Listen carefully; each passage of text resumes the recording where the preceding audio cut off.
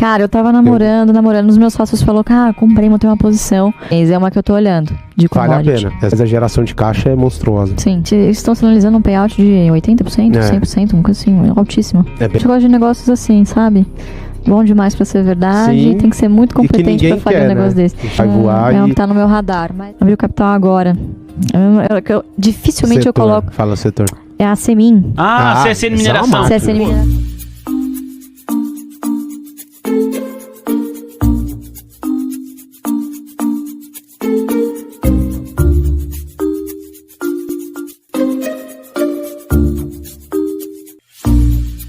Entram numa posição, depois de feito toda essa diligência, esse cuidado, vocês já entram de uma vez, a posição Não. vocês vão colocando devagar, montando em tranches.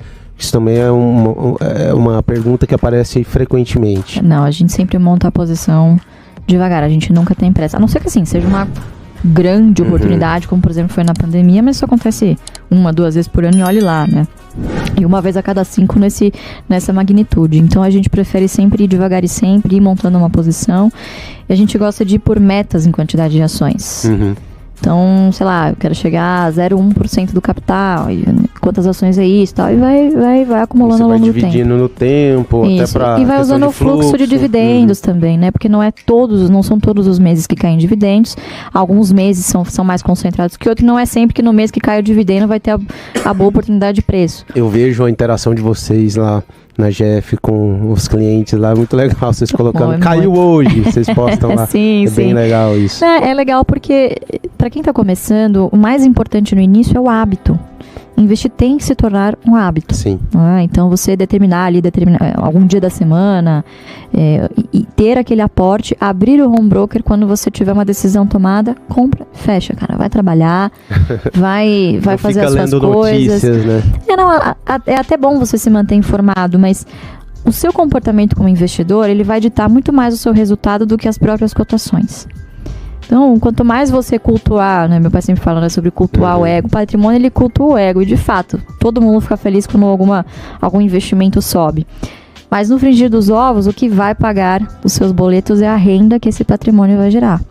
Inevitavelmente, para você gerar renda de qualquer tipo de portfólio, você precisa de, como eu disse no início, tempo. Né? Então, isso demora um certo tempo para começar. Para quem está começando pequeno, a gente já rodou assim, vários estudos, mas em média, né, nesse tipo de empresa que a gente costuma investir, entre 6 e 7 anos, você já consegue, em dividendos, em média por mês, o equivalente ao que você aporta.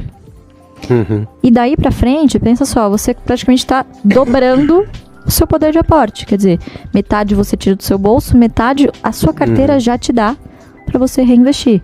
Até chegar a determinado momento que você não precisa nem mais tirar do seu bolso para que esse investimento continue crescendo, né? E aí lá na frente você começa a retirar os dividendos. Acho que em termos de probabilidade, né, tem alguns estudos sobre isso também famosos no mercado. Esse aqui, estou falando do valor PRO do ano passado, salvo engano. A probabilidade de você ganhar ou perder dinheiro na bolsa em 3 meses, 6 meses ou 1 ano é praticamente a mesma. Isso começa a mudar de probabilidade a partir de 3 anos. E aí isso, né, obviamente vai progressivamente. 5 anos tem uma outra grande de mudança de patamar, até que em 20 anos investindo, a chance de você ganhar dinheiro no mercado é de 99%. 99% é uma boa estatística, né? E ninguém espera em 20 anos não estar mais aqui, né? Então... E os 20 anos vão passar, você investindo ou não. Então é melhor que você faça investindo. Setor de varejo, a gente ouve você, seu pai também falando constantemente. E viralizar é um setor, de novo, um setor extremamente complicado. Cíclico.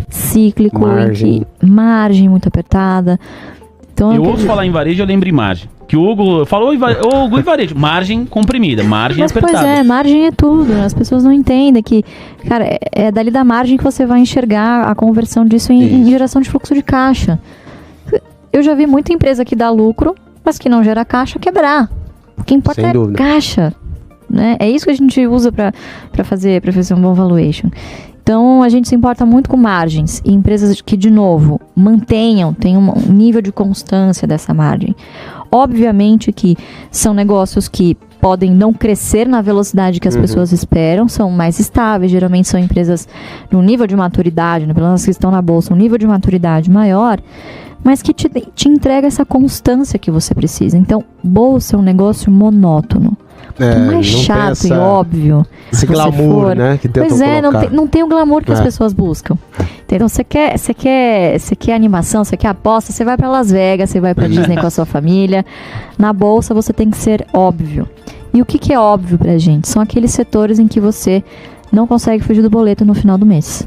A gente chama de BEST. Energia elétrica, água. Exatamente.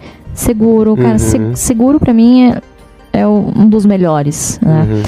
Imagina só, você tem um negócio em que o consumidor paga, o segurado paga, e ele reza pra não usar. E ano que vem ele vai pagar de novo. Vai pagar feliz, né? Vai pagar feliz, e ele não quer usar. Olha que maravilha. Então, você vira, na verdade, uma grande tesouraria. Sim. E num país como o nosso, que a gente sabe que os juros são estruturalmente altos, você tem um negócio de tesouraria em que, basicamente, você investe ali no tesouro, cara, é um excelente negócio. Então, assim, funciona como um pêndulo, né? Quando a economia vai muito bem, teoricamente, a taxa de juros cai, ganha no operacional, no número, né, volume de prêmios, enfim, prêmios emitidos. E depois você ganha na receita financeira. Depois você ganha na receita financeira quando as coisas apertam, né? E aí trabalhar, obviamente, para você ter uma boa sinistralidade, né? Esse é o nome do jogo. Obrigado. E aí você tem que, obviamente, como você falou bem, conhecer quem tá tocando, quem tá fazendo, executando o plano, né? Cara, e pra mim, beber Seguridade, uns 2 anos atrás, tava tão óbvio. Tava muito barato. Tava muito barato. Agora assim, todo mundo quer. Eu comecei nos 26. Peguei a faca caindo. Fiquei 1 ano e meio comprando essa porcaria. A gente fala assim. Fiquei 1 ano e meio comprando. É bom esse jargão de mercado. Essa porcaria, você fica irritado. E as pessoas querem novidade. Cada semana uma novidade. Cara, não tem Tava uma empresa... comprando o mesmo papel. O mesmo papel, assim, variando muito pouco, sabe? Porque tava muito barato, na minha opinião. Cara, aqui é um controlador disso, Banco do Brasil. Os caras... Quantos balcão funcionários forte tem? Pra caramba. A BB Seguridade tem pouco mais de 200 funcionários, pessoal. O resto tá tudo o gerente, o funcionário do Banco do Brasil vendendo seguros pros caras. Quantos funcionários os caras precisam pra fazer, cara, um lucro desse, entendeu? Ô Luiz, você falou que comprou aos 26? Comecei nos 26 e comprei até os 18, cara. Tá Fui fazendo. 40 A gente chama de preço médio, né? Vai comprando agora. Meu preço foi uns 20, 20. E a galera te apertando. Pô, mas você vai insistir nisso, novo, vai insistir nisso. 18, vai pra 17. Eu vou fazer o quê se é a mesma coisa que tá barato? Eu vou continuar comprando quando tiver barato. Exatamente. Ô André, de ter ocorrido uma troca no comando do executivo do nosso país, de alguma maneira afeta o seu racional em relação à BB Seguridade? Não, de maneira alguma. A BB Seguridade, ela é controlada... Na verdade, ela não é uma estatal, ela é uma empresa privada, ela tem o controle do Banco do Brasil, que, por sua vez, tem o controle da União. Então, indiretamente, ela tem esse efeito contágio, mas ele não é tão iminente quanto é no banco, até porque seguro não é um negócio de prioridade para o governo.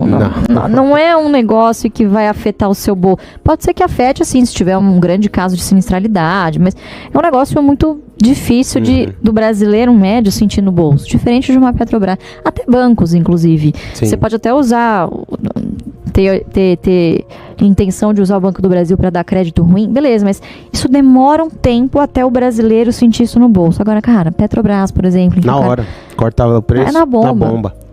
Então, assim, é muito mais fácil você ter intenções populistas numa Petrobras, por exemplo... O efeito é imediato, do que no Banco do Brasil e quem dirá a BB Seguridade. Então, assim, não há motivo para isso, né? Sim, e a BB usa também parcerias, né, para vender seguros, não é só... o balcão, ele vende outros produtos, parte digital serviços, deles, né? Uma que eu estava começando a analisar era... Caramba, agora me fugiu. Abriu o capital agora. Dificilmente setor, eu coloco... Fala setor. É a Semin. CSN Mineração. CSN Mineração. Juro que eu ia falar Semin. Cara, eu tava namorando, os meus sócios falaram, cara, comprei, montei uma posição. Mas eu não gosto de fazer essa coisa de comprar porque fulano falou. Eu gosto de mergulhar e tal. E, enfim, tava olhando e o negócio despontou. Não, eu comprei no IPO. Você comprou? Me ferrei. Caiu, ela veio de 7, acho que é 7,80, ela veio pra 3,50, mas continuou distribuindo dividendo. Uma máquina de distribuição ali, né? Não, é uma de commodity que eu tô olhando. A CSN do da- corte fatal. Exatamente, da degola. Mas é uma que eu tô olhando, de Vale a commodity. pena, essa vale a pena. É, Tem eu tô olhando. muito crescimento de produção com... não é tanto capex assim para ser feito. Tem algum, mas a geração de caixa é monstruosa. Sim. E zero dívida. E se estão sinalizando um payout de 80%, 100%, uma coisa assim, altíssima. É bem alto e é um yield ali que passa de 10, 11, 12%. Então a gente gosta de negócios assim, sabe? Bom demais pra ser verdade, Sim. e tem que ser muito competente pra fazer um negócio desse. Chega E que lá, não joga tá o na papel moda. de 7 para 3 e todo mundo, seminha. Eu falei, cara, compra seminha, pô. Muito melhor que você sair comprando um papel de hype aí, né? Que vai voar É um que tá no meu radar. Mas commodity é mais difícil, assim. São raras as que a gente tem. Acho que as duas importantes são Unipar e Klabin. Se você pra pensar... É uma commodity, mas não é Unipar, né? Pois é, Unipar é difícil de você avaliar como commodity, porque eles têm essa vantagem muito forte de serem verticalizados e conseguem converter, né? Para o papel cartão, enfim. Então eles têm essa grande fortaleza de escolher para quais mercados vender. E a segunda é a Unipar, que de fato é bastante cíclica, mas a soda e o cloro têm a sua perenidade ali, né? Então fornecem basicamente principalmente cloro para o setor de saneamento, químico básico para muitas outras indústrias. Demanda eterna, né? Exatamente. Anunciaram agora recentemente, né? Enfim, o que posso falar, né? Que é público. O investimento numa nova planta de cloro. Então, é um setor que a gente gosta bastante e que tem a sua perenidade, apesar de ser um setor cíclico. Se uma commodity, são raridades de você encontrar esse tipo de coisa. Vocês gostam lá? Acompanham? Agro? Não. A gente tem diretamente via Cosan, né? Surfa Cosan ali com propriedade. Exato. Sucrocoleiro também. Exatamente, né? Através de Raizen, que também acho que vale a pena dar uma olhadinha, né? Olá, pessoal, hoje eu vou mostrar um pouquinho para vocês do AGF+, a nossa plataforma aqui do Ações Garantem. Bom, o primeiro passo, depois que você assinou o AGF+, é acessar a plataforma, cadastrar sua carteira via B3. Você importa automaticamente. Assim que você fizer isso, você pode baixar o aplicativo e essa vai ser a sua tela de home. Logo na parte inferior, vocês já encontram o aportador, que é uma ferramenta desenvolvida pelo Ações Garantem para mostrar, dentro da sua carteira, quais são as ações elegíveis para aporte no momento, baseado em proximidade do anúncio de dividendos, yield e também preço-teto.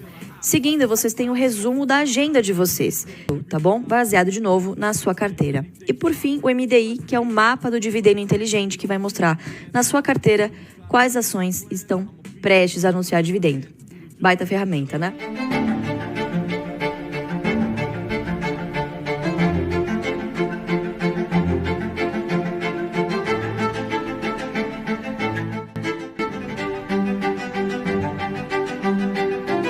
Empresa do setor de mineração, como é o caso da Vale, da Semin, né, da CSN Mineração, ela é uma empresa para quem tem estômago, porque ela tem uma volatilidade muito mais alta. A siderurgia, apesar de ser um segmento volátil, ela não tem essa volatilidade tão alta quanto as mineradoras. Então, assim, você acaba ficando refém muito do mercado externo, a cotação do seu principal produto você não controla, né, a precificação. Então essas empresas acabam tendo que competir em custo, em eficiência e tal. Mas, de novo, é cíclico. A gente depende muito das informações da China. E a China, ela é fechada para as informações. A gente não sabe o que vai acontecer. Porque um dia ela solta uma notícia, olha, vai ajudar na construção, vai investir. Mas outro dia ela já esconde. Então a gente nunca sabe muito. E a Vale, por exemplo, depende muito do minério. Sem dúvida. O valor dali. Então, fica aquela coisa, né, Fê, de você não ter tantas informações tão claras. E você tem que ter um pouco de, como você falou, muito, aliás, estômago, né? Eu acho que é aquilo que eu estava falando anteriormente. Para você comprar empresa de commodity, você tem que comprar quando tá todo mundo falando mal. Não sobre a Gerdau. A Gerdau, entre as empresas do setor siderúrgico, para mim, é a melhor. Eu acho que é uma empresa de qualidade.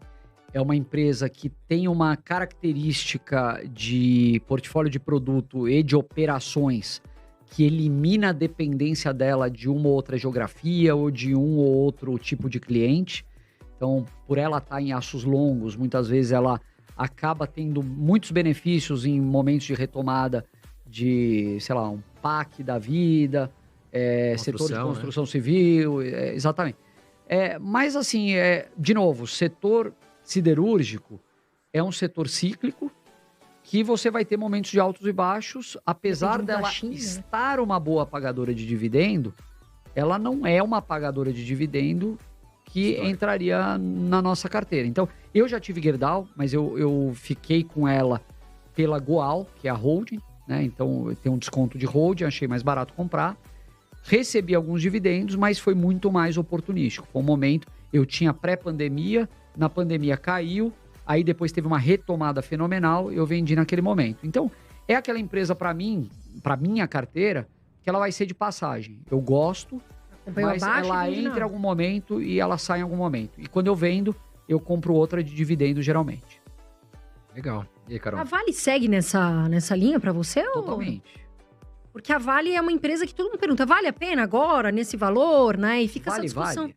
É, te verdade. perguntam muito. Pra mim é uma das que mais perguntam. E assim, tem que estudar a empresa. Vale é gigante, óbvio, mas eu acredito que ela segue mais ou menos essa linha, né? Não é uma empresa que você vai... A empresa do setor de mineração, como é o caso da Vale, da Semin, né, da CSN Mineração, ela é uma empresa para quem tem estômago, porque ela tem uma volatilidade muito mais alta. A siderurgia, apesar de ser um segmento volátil, ela não tem essa volatilidade tão alta quanto as mineradoras. Então, assim, você acaba ficando refém muito do mercado externo, a cotação do seu principal produto você não controla, né, a precificação. Então essas empresas acabam tendo que competir em custo, em eficiência e tal. Mas, de novo, é cíclico. E A gente depende muito das informações da China. E a China, ela é fechada para as informações. A gente não sabe o que vai acontecer. Porque um dia ela solta uma notícia, olha, vai ajudar na construção, vai investir. Mas outro dia ela já esconde. Então a gente nunca sabe muito. E a Vale, por exemplo, depende muito do minério. sem dúvida. O valor da linha. Então, fica aquela coisa, né, Fê, de você não ter tantas informações tão claras. E aí você tem que ter um pouco de, como você falou, muito, aliás, estômago, né? Eu acho que é aquilo que eu estava falando anteriormente. Para você comprar empresa de commodity, você tem que comprar quando tá todo mundo falando mal, não quando tá todo mundo falando bem. Então, você tem que ser contracíclico. Você tá... quando o petróleo lá tá $150, tá todo mundo falando que vai para 400. Eu não acredito. Quando o petróleo tava negativo, você lembra? Nossa, na Lembra disso, na pandemia, pandemia? lembro. Estavam pagando para você retirar o petróleo. Levava lá um no- balde ali, você levava no, petróleo embora. no Golfo do México. Então, a hora de você olhar para commodity é quando falam que a China não vai crescer mais, quando tá desacelerando. É a hora que é o patinho feio. Ô, Felipe, e assim, para os iniciantes, no caso, que já começaram ou pretendem começar a investir e ouvem muita gente falar sobre dividendos. Para eles, montar uma carteira focada só em empresas que pagam dividendos, na sua opinião, é certo ou errado? Eu acho que a empresa que paga dividendo, ela tem algumas características que são muito boas para iniciantes, né? A empresa para pagar dividendo significa geralmente que ela tem uma recorrência de resultado. Ela tem margens boas, ela é bem administrada. Então, é um filtro. Não é o padrão, assim. Tem muito ponto fora da curva. Tem empresa que paga dividendo, que se endivida para fazer isso, que a administração só quer dar uma sinalização, enfim. Mas empresas que são boas pagadoras de dividendo, você, ao investir, você já está tendo algum retorno. Então, você está deixando de depender um pouco daquele dinheiro que fica retido na empresa, que vai ser investido a uma taxa de retorno que vai refletir na cotação, e você está botando no bolso para você fazer o que você bem entender. Seja recomprar a mesma ação, seja comprar outra, ou botar no caixa lá no estacionamento esperando. Então, eu gosto muito desse perfil para pessoas que estão começando. É o arroz com feijão, não tem muito mistério, mas qual que é o grande erro que eu vejo? É você querer comprar empresa de dividendo a qualquer custo. Porque o que é o retorno que você tem com empresas no geral, com investimento? Você tem a valorização mais o retorno via dividendos. A empresa que só valoriza e não paga dividendos é ruim? Não necessariamente. A Berkshire nunca pagou dividendo e nunca vai pagar, o Buffett fala, né? E ela é uma empresa que tem um retorno espetacular. Google, idem, sei lá, e tantas outras, né? Você tem empresas que pagam muitos dividendos que não são boas empresas. Então, o negócio é você encontrar combinação. Eu gosto muito de aquilo que eu falei, por exemplo, às vezes eu estou sacrificando uma renda imediata de dividendo porque eu vislumbro algo melhor no futuro. Eu gosto desse perfil de empresa.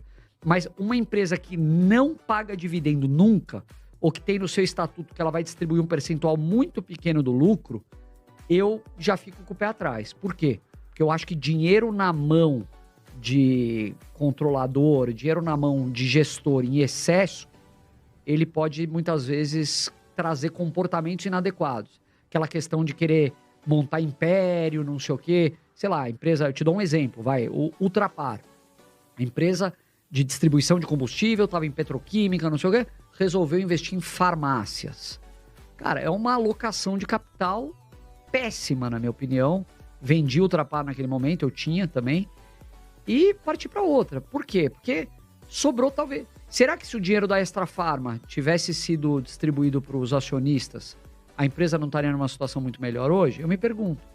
Então, é esse tipo de coisa. É muito importante vocês se inscreverem no canal, porque ele representa a nossa voz, tá entendendo? Nós não temos uma didática tão fundamental e tão objetiva como tem aí o canal. E o canal ele é um órgão de divulgação que procura não adivinhar, mas transmitir aquilo que realmente é importante que os senhores saibam para se conduzirem de uma forma positiva no mercado de valores.